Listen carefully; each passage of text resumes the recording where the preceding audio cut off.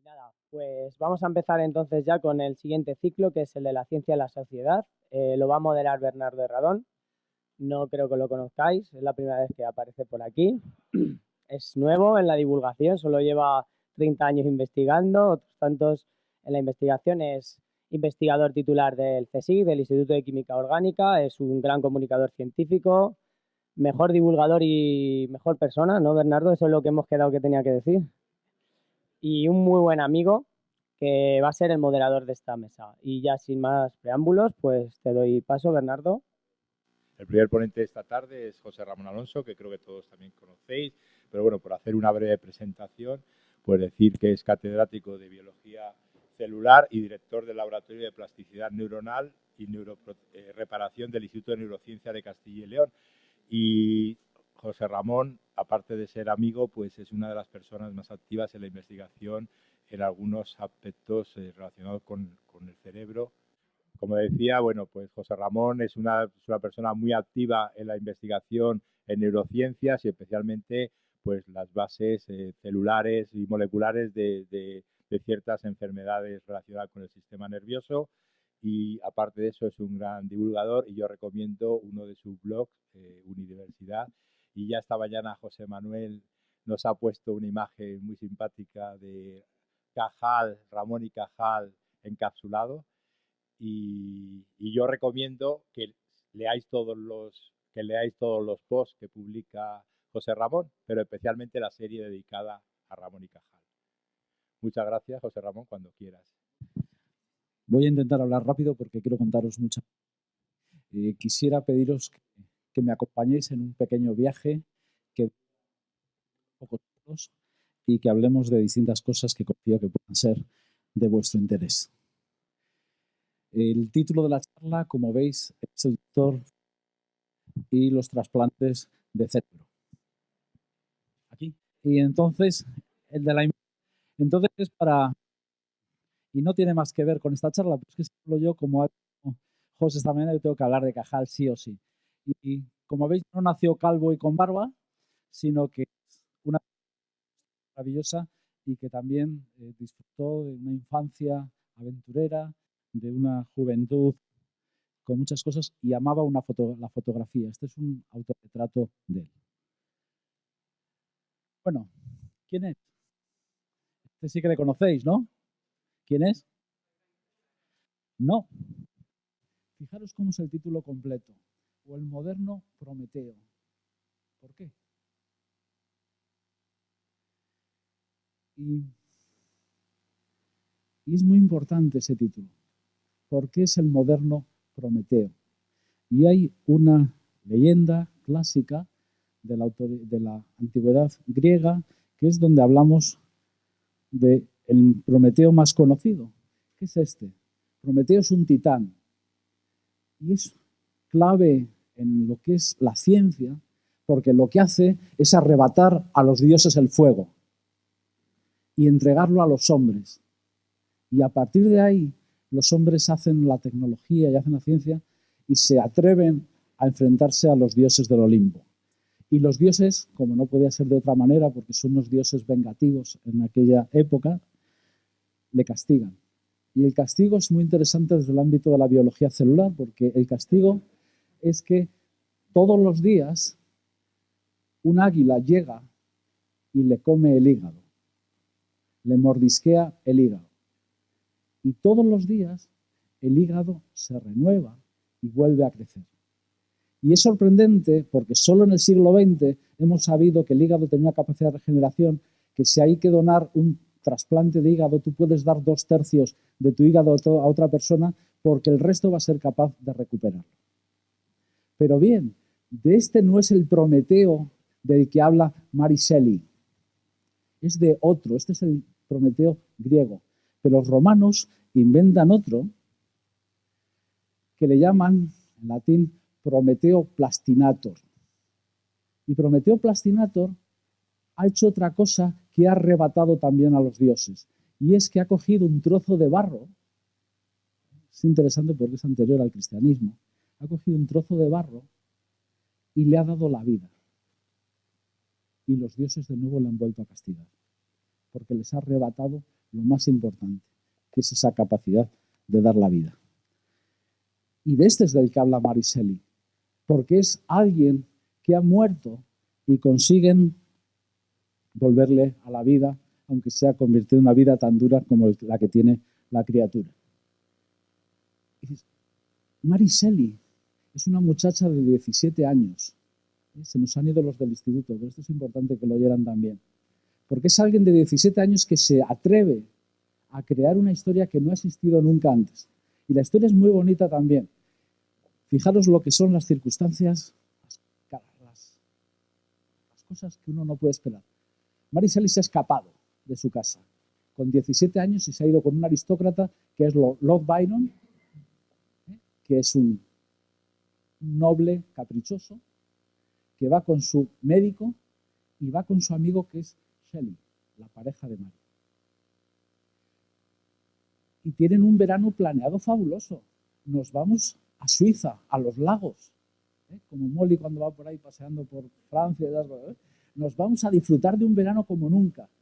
Pero lo que ellos no, es imposible preverlo, que ha estallado un volcán en Indonesia. El tambor ha explotado y ha mandado cientos de miles de toneladas de polvo a la atmósfera. Ese año no hay verano. Mueren un montón de animales en Irlanda. Es una de las hambrunas de Irlanda. No para de llover. Y entonces ellos, que no pueden salir a pasear y a nadar en los lagos de Suiza, se juntan y dicen, vamos a contar historias de miedo. Y cada uno inventa una historia. Y Polidori, que es el médico, cogiendo leyendas que hay de Europa, habla de un personaje que nos ha contado Enrique esta mañana. Habla por primera vez del vampiro. ¿Y sabéis por qué el vampiro es un tipo noble y que va vestido con frac? Porque Polidori estaba hasta el gorro de Lord Byron. Y entonces ahí toda su rabia contra los aristócratas la mete en la historia del vampiro.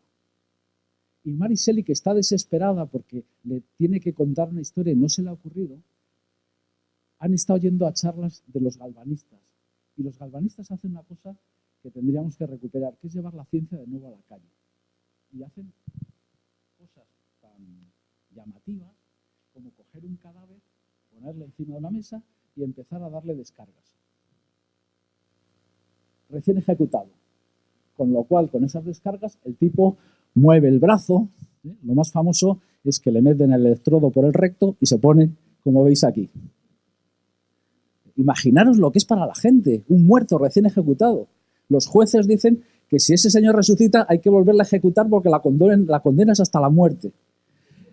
Y entonces por eso Mary Shelley, porque han estado yendo a esas charlas científicas, han participado en cosas como estas de su época, el golpe que da la vida a la criatura es la electricidad también. Bueno, de ahí, esta es Mary Shelley. Ya os digo, hay que 17 años. Y de ahí surge otro de los personajes que siguen en el siglo XXI, que es el científico loco, que es el que hace cosas ajenas a la razón y que lo seguimos padeciendo. Fijaros, los pelos, las luces, cantidad de peligro. Y surge también otro de esos arquetipos, que es el científico gélido, el que está ajeno a los sentimientos, el que está fuera de la sociedad, el que se considera también, como en los tiempos de Prometeo, que ha sustituido a los dioses. Bueno, ya con esta introducción vamos a hablar ahora del trasplante de cerebros. ¿Vale? Y llevamos siglos intentando trasplantar el cerebro. No se lee bien, no sé si lo veis o no lo veis. Bueno, ¿y el dibujo lo veis más o menos? Bueno, pues lo que veis es ahí que llega, entonces el pato dice, ¿dónde estoy? Profesor Sutton, ¿qué está pasando aquí? ¿Me he quedado dormido? Y el hombre dice, cuac, cuac, cuac, cuac. ¿Qué quiere decir? Si consiguiéramos hacer un trasplante de cerebros, evidentemente lo que haríamos en realidad sería un trasplante de cuerpos. El cerebro seguiría teniendo la personalidad del individuo y ese humano diría cuac, porque realmente sería un pato que tiene una nueva envoltura, pero sería un pato. Bueno, ¿para qué trabajamos esto?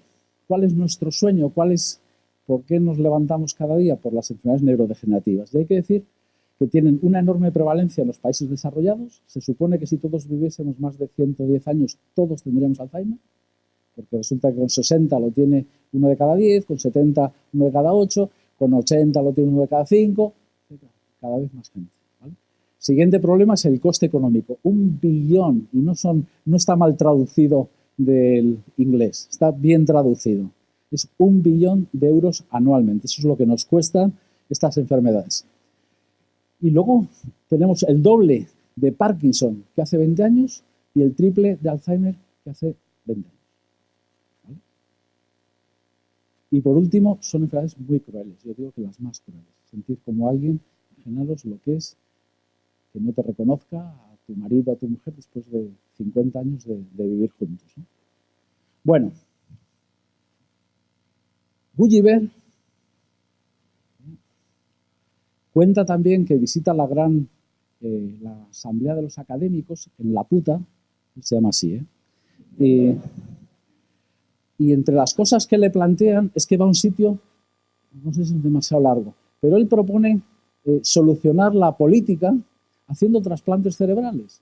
Y entonces dices, cogemos a los de los dos partidos, se muestren violentos, o sea, todos, y les cortamos con un serrucho media cabeza y cogemos gente más o menos que tenga la cabeza del tamaño igual, se la cambiamos y eso ya es la solución para todo lo que nos pasa en todos los países, ¿no? Bueno. Se ha hablado aquí mucho de cómic y yo creo que es muy interesante el cómic y me ha gustado mucho lo de Carlos. ¿Por qué? Porque nos va muy bien con los niños. Los habéis visto esta mañana, disfrutan la ciencia. Dani decía que son científicos por naturaleza, pero los perdemos en la adolescencia. Y les perdemos como lectores y les perdemos por el interés en la ciencia. Y yo creo que el cómic es muy interesante porque puede ser una oportunidad. Entonces aquí veis a Supergirl. Supergirl tiene una vida sexual y sentimental bastante poco recomendable. Se ha enamorado de un chico que ha conocido, pero el chico se ha tirado a la piscina y, bueno, pues como veis aquí, los médicos le han dicho no podemos hacer nada. Se ha quedado para siempre como un vegetal descerebrado. Pero Supergirl tiene una ventaja y es que sabe que en la fortaleza están allí todos los habitantes de Krypton que han venido a vivir allí al Polo Norte. Entonces, los kandorianos viven aquí en esta ciudad que está metida en esta cápsula. Y a través de este comunicador ella habla con el jefe de los científicos y entonces le dice que si puede utilizar su cirugía kandoriana y dice que si ese chaval tiene una oportunidad, si tú haces correctamente el trasplante de células cerebrales. Yo siempre que veo esto pienso los pobladores de Kandor que están aquí, sobre todo la parte masculina que estará pensando cuando están observando lo que sucede en esa parte de la comunicación, ¿no? Bien, ella hace su extractor de células cerebrales y ya le explican que no hay ningún problema, porque es otra de las grandes mitologías que tenemos, porque como solo usamos una pequeña fracción de nuestras neuronas, como veis hasta Supergirl cae en estos engaños, pues no hay problema. Desgraciadamente, no solo las células primero le curan, pero luego todas estas magias nunca funcionan, como también saben los de la homeopatía. Y al final no solo, sino que el chico es un malvado y se enfrenta a ella y va enmascarado, pero ella le reconoce por el reloj, porque las mujeres, como todos sabéis, son muy observadoras en estos detalles. Bueno, las neuronas. Perdemos neuronas. Las perdemos todos los días. Miles de neuronas. Y es una cosa llamativa porque nuestro cerebro funciona maravillosamente bien a pesar de esto. Esta es una célula que produce dopamina. Esta es la célula que pierde a alguien que tiene un Parkinson. Y entonces en el Parkinson hemos utilizado una estrategia. Esto es un ratón. Perdón. No sé qué he hecho mal. Hemos destruido las células dopaminérgicas. Hemos generado un parkinsonismo experimental. ¿Vale? Y entonces, la mitad de la izquierda es normal. Esa es la inervación dopaminérgica, eso que veis marrón. Y aquí hemos hecho pequeños trasplantes, estas bolas que veis aquí, y están reconstruyendo parte de la inervación dopaminérgica. Pues esto, en el laboratorio, en el ratón, empieza más o menos a funcionar. Se ha pasado a hacerlo experimentalmente. En mi opinión, demasiado rápido. Se ha hecho en México. Sí, en personas. Entonces, con un aparato estereotáxico, que es lo que veis ahí, haces una inyección y le metes las células en la zona que necesitas. Los resultados son muy controvertidos. Bueno, el sistema es muy sencillo. Coges las células donantes, las puedes coger en algunos casos de abortos, toda la controversia ética que os podéis imaginar. En otros casos son células modificadas genéticamente para que produzcan dopamina. A veces son células del propio organismo de otra parte. O sea, hay distintos trucos. Y yo, como José, también me gusta contar un poquín de lo que es mi investigación. Entonces, esto que veis aquí es el cerebro de un mono y esto es la inervación colinérgica. Colinérgica es la que perdemos en un Alzheimer. Y la de arriba, yo he hecho una lesión. Entonces, todo esto que veis vacío es porque no hay axones colinérgicos. Digamos, eso es un modelo en un mono de lo que sucede en una persona con un Alzheimer. Eso es lo que se ha perdido. Entonces, yo lo que tengo que intentar es ver si con mis trasplantes consigo recuperar eso. ¿Vale? Este es el procedimiento. Si alguien quiere que se lo cuente despacio, lo hago encantado. Pero incluye sacrificio de animales. Y eso también hay que decirlo con claridad. Yo mato ratones, ratas y en algunos casos, en Estados Unidos, lo he hecho con monos. Y yo, que soy un biólogo y que amo los animales, me resulta muy duro. Pero también creo que es necesario y que es importante. Y que para que tengamos penicilina se mataron miles de ratones. Miles, si no son decenas de miles. Y lo que no puede ser es querer tener penicilina y negarnos a pagar el precio. Pero bueno, como digo, es otro factor de discusión. Este es el cerebro de un mono, para que veáis, es bastante parecido al nuestro. Y esto es el resultado del trasplante. Esa bola que veis ahí está flotando en el ventrículo y es el resultado un año después de hacer un trasplante en un mono. Eso, para nosotros, era algo muy importante. Es decir, las células sobreviven y sobreviven un año después. Aunque vengan de otro animal, no hay rechazo. El cerebro es una cosa curiosa. Primero, no tiene receptores de dolor. Cuando nos duele la cabeza, no nos duele nunca el cerebro. Y en segundo lugar, no tiene rechazo inmunológico. Tú puedes coger, suena muy mal, pero es verdad, tú puedes coger células de un hámster, se las pones en el cerebro a alguien y la célula de hámster sobrevive. No se ha hecho ni se debe hacer, pero bueno. Vale, este es un corte normal de ese cerebro de mono y este es el cerebro trasplantado. Pues para los que les interesan las cosas, hay como muchas cosas llamativas. No hay cicatriz, no hay barreras, está integrado. Bueno, aquí veis una parte del trasplante conectada con otra parte del trasplante. Hacen conexiones, construyen microcerebros, pero no solucionan el problema. ¿Vale? Bueno, entonces hemos usado células madre, voy a intentar correr. Esto es, las células madre las sacamos de aquí abajo. Esto es un embrión, pero últimamente lo hacemos con adultos. Es mucho más fácil y te evitas problemas. Las células las sacamos de dentro de la médula ósea de una tibia. Y diréis, joder, ¿de la médula ósea sacáis neuronas? Sí. Sacamos células madre que son capaces de dar no solo médula ósea, que es lo que en principio van a hacer, formar sangre, sino también forman neuronas, también forman músculo cardíaco, también forman islotes pancreáticos. En teoría, soñando, algún día podremos curar no solo las anemias, sino las enfermedades neurodegenerativas, los infartos de corazón y la diabetes. Quizá. ¿Y por qué hacemos estas cosas? Pues porque nos morimos de estas cosas. Y aquí os pongo un ejemplo. Es decir, en Estados Unidos había 40.000 personas esperando un trasplante de corazón. Y hubo 2.300 donantes. Entonces, hay que decirlo con crudeza. Los otros 37.000 murieron esperando un trasplante. Nunca llegó. Y por eso se han invertido decenas de miles de millones de dólares en hacer esos Harvick, esos corazones artificiales, para intentar mantener a la gente viva esperando que llegue un trasplante. Bueno, y os iba a decir, son cosas que nos afectan más. Es decir, yo estuve en Bogotá para ayudarles a montar un banco de piel. ¿Por qué? Porque Bogotá está, bueno, Colombia está creciendo mucho. Entonces las familias, la niña de 10 años se queda a cargo del hermanito de 7 y el de 5. Y hay un montón de accidentes en la cocina. Y no hay ni un solo banco de piel. Y tener un banco de piel, tú puedes solucionar muchas de esas quemaduras terribles y salvar muchas vidas con algo que es extremadamente barato y sencillo. Bueno, nuestro cerebro tiene células madre endógenas. Bueno, podemos jugar con esas. Y yo utilizo este ratón, que luego os voy a enseñar correteando un poco, que es un ratón mutante, pero no se columpia ni lanza telarañas, sino al contrario, su vida se convierte en una catástrofe. Este pobre bicho pierde las células de Purkinje, por lo cual se va quedando paralítico. Es lo que más me interesa, porque es muy fácil de medir, es muy fácil ver si un ratón anda o no anda.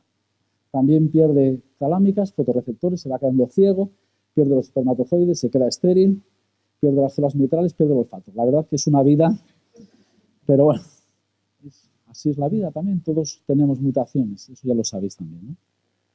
Bueno, esto es una célula de Purkinje dibujada por Cajal, porque Cajal es obligatorio. Este es el cerebro normal y este es el cerebro del mutante. Veis que el mutante tiene los bulbos olfatorios más pequeños y sobre todo el cerebelo. Este es el cerebelo, que también nos lo han contado esta mañana, de los zombies, y este es el cerebelo del ratón. Mucho más pequeño, ha perdido muchas células. Inyectamos células y marcamos, porque nuestro cerebro os he dicho que pierde miles de neuronas todos los días, pero es que también produce miles de neuronas, que es algo que yo digo hace 5 años, si mis estudiantes me dicen eso, les suspendo, les digo no tenéis ni idea. Y bueno, pues la ciencia también nos enseña que estamos equivocados. Bueno, y las podemos seguir y ¿dónde van a parar? Pero esta es la mala noticia. En este ratón que pierde neuronas, ¿vale?, que tiene una neurodegeneración, como el que tiene una persona con un Parkinson o un Alzheimer, las células madre endógenas no responden, no generan más, sino que siguen haciendo, van al mismo ritmo. Usamos las de médula ósea que os decía y utilizamos ratones verdes. Son ratones que contienen una proteína de una medusa, de los que vemos fluorescentes, entonces podemos ver las células que derivan de estos ratones porque son verdes, las podemos seguir siempre con un microscopio de fluorescencia. Aquí hace unos meses enseñé una neurona, pues ahora contar otra distinta, pero es una de mis neuronas verdes que proviene del donante. Esto es un ratón sano que hemos cogido sus células y hemos conseguido reparar parcialmente las neuronas destruidas. Había una duda, y esto es algo nuevo que no lo he contado nunca. Hay dos posibilidades, que la célula nueva sustituya a la perdida o que la célula nueva se fusione con una y la salve llevando el gen sin mutar. ¿De acuerdo? ¿Cuál es la forma de saberlo? Contar los cromosomas. Si es una fusión, tiene que tener no los 46, sino 92. Como eso es muy aburrido de contarlo, marcamos una pareja y veis muchas células con 4 puntos porque tiene 4 cromosomas iguales. Entonces pensamos que en este caso al menos es una fusión. Pero claro, la gente dice, sí, eso está muy bien, pero tus ratones les va mejor. Y entonces yo trabajo con dos cosas, como decía, olfato, porque pierden las células del olfato, que lo hago con este cacharro. Aquí el ratoncillo está aquí, no sé si le veis. Y este chisme lo único que hace es 2 sustancias muy parecidas, pero que tienen un olor diferente. Entonces, si el bicho se asoma aquí, yo con todo este aparataje le doy un poco de aire con uno de los olores. ¿Sí? Para que veáis lo mala gente que somos, si acierta, le damos una gota de agua nada más. Pero ¿qué es lo que pasa? Que le tenemos al bicho bastante sediento. Con lo cual, si le decimos que haga el pino para que le demos una gota de agua, hace el pino. Pero no, lo que decimos es que acierte la molécula. Y entonces los bichos trasplantados recuperan función olfativa. Y lo otro que os quiero contar es, si vemos los vídeos un minuto y ya termino.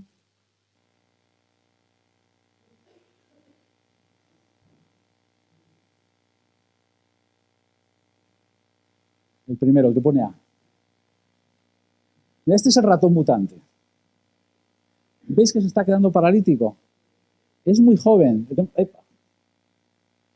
Entonces, va por un borde de una mesa, como si fuera aquí, y aquí en el extremo le hemos puesto un poquito, ponlo otra vez, para que se vea. Entonces, le cuesta mucho andar. Vale, este es el ratón mutante normal. Y entonces, ¿ahora yo qué hago? Le destruyo su médula ósea, metiéndole en la bomba de cobalto del hospital, A continuación le hago el trasplante de células madre de médula ósea y si eso funciona, reconstruirá la médula ósea, basta con una célula, algo que es una maravilla. Y en segundo lugar, si de eso llega alguna neurona, es posible que ande mejor que este bicho. Siguiente diapositiva. Vamos. No anda igual de bien que un ratón, pero ¿veis cómo ha mejorado? No, nunca puede ser el mismo. Entonces, pero son mutantes de la misma camada, de la misma edad, del mismo sexo, del mismo tamaño, lo más parecido que puedes utilizar. Entonces, uno es el control, donde no le has hecho nada, y el otro es el animal trasplantado. ¿Por qué se ve canoso? Por la radiación que le hemos metido para destruir su neuronas. Es igual que cuando alguien tiene un cáncer también pierde el pelo, porque le hemos llevado el mismo aparato al hospital. Y hay otro que podéis ver. Entonces, ¿qué os quiero decir con esto? Estamos como siempre en la ciencia, tenemos el problema porque los periodistas querrían decir, se cura el Alzheimer, se cura el Parkinson. No curamos el Alzheimer o el Parkinson. Hemos dado un salto sobre lo que se sabía hace 2 o 3 años que nos parece asombroso. Es decir, que los trasplantes funcionan, que no hay rechazo, que las células producen el neurotransmisor que queremos y que hay una mejora funcional. Esa es la realidad. Las malas noticias, no sabemos cómo las células llegan al cerebro. No sabemos cómo demonios atraviesan la barrera macrofágica. Es algo asombroso, pero llega. Siguiente historia. Vemos muy pocas células verdes en el cerebro. No entendemos cómo con tan pocas células se produce una mejora funcional tan llamativa. Tercero, no hay tumores, que es otro de los miedos con células madre. O sea, que es una buena cosa, es decir, en principio podría funcionar. Cuarto, no se sustituyen los tipos celulares que hemos perdido. La célula sigue, por así decirlo, su proyecto y solo encontramos algunos tipos neuronales específicos. Y no sé cómo lo he ido de tiempo, pero lo dejo aquí ya. Muchas gracias. No.